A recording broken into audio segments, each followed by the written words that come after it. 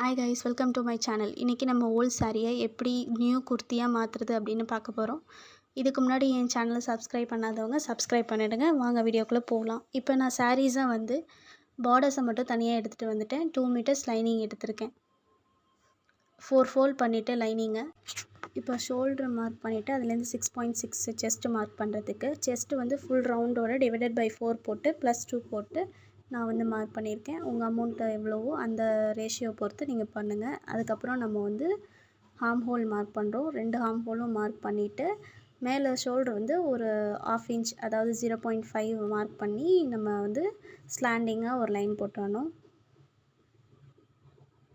அதுக்கடுத்து நம்ம waste length எடுக்கணும்.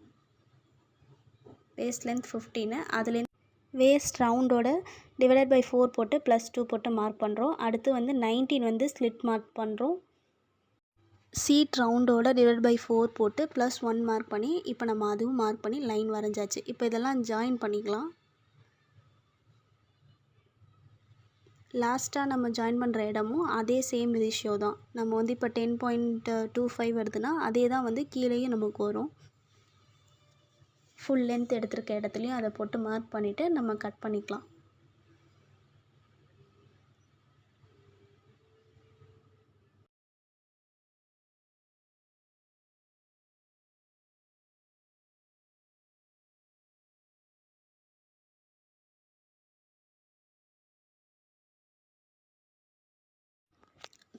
கட் பண்ணி முடிச்சாச்சு. இப்போ ஃப்ரண்ட்டு பேக்குன்னு நம்ம மார்க் பண்ணிக்கலாம்.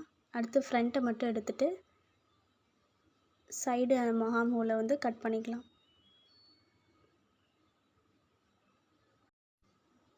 இப்போ கட் பண்ணியாச்சு. நெக்ஸ்ட்டு நம்ம நெக்கு பார்க்கலாம். 6 இன்ச் வைக்கணும். ஃபஸ்ட்டு 5 மார்க் பண்ணி பாக்ஸ் போட்டு 1 இன்ச் கீழே 6க்காக அந்த மார்க் பண்ணிட்டு இப்போ ஜாயின் பண்ணிக்கலாம். வியாக ஜாயின் பண்ணிக்கிறோம்.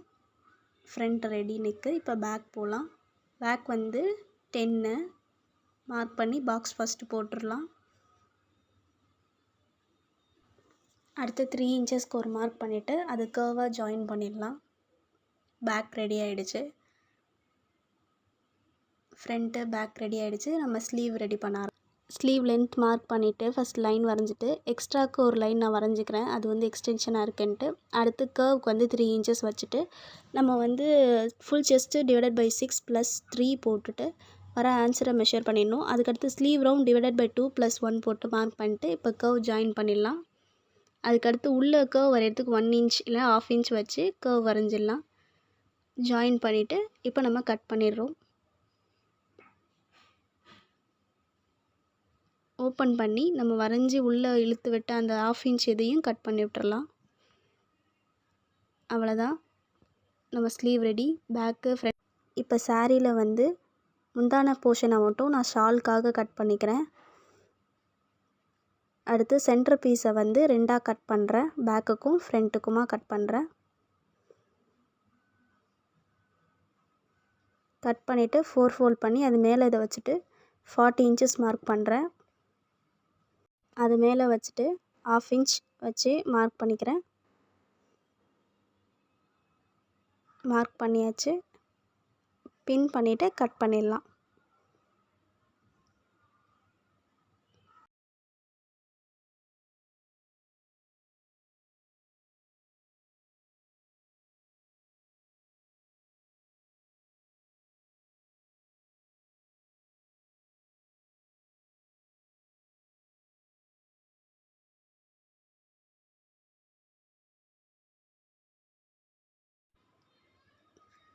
கட் பண்ணியாச்சு.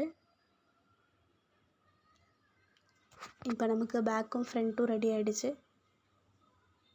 அடுத்து ஸ்லீவ் கட் பண்ணலாம். அதே மாதிரி நான் ப்ளைன் ஃபேப்ரிக்கை கட் பண்ணிகிட்ருக்கேன் ஸ்லீவுக்கு.